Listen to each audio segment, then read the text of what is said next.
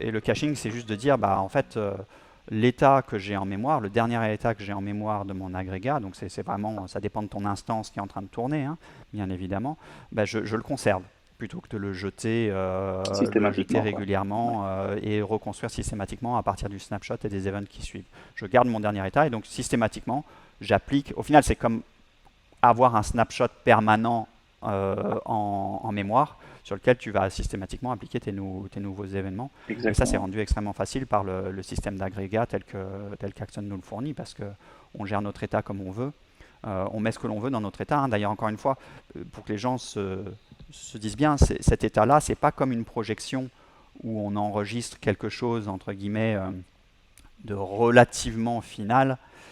C'est vraiment un état, vu que c'est reconstruit de manière très régulière et que ça dépend de ce système de snapshotting et de ce système de caching, tu peux à tout moment dire, bah, en fait, il y avait une information dans mes événements que je récupérais pas pour mon agrégat parce que je n'en avais pas besoin. Bah, maintenant, j'en ai besoin pour pouvoir faire une validation ou une condition business quelle qu'elle soit.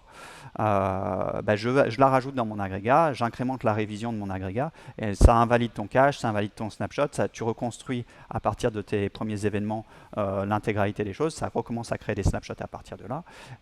Et puis, tu as ton état mis à jour et entre guillemets, tu n'as rien fait mis à part mettre une annotation dans le code, quoi.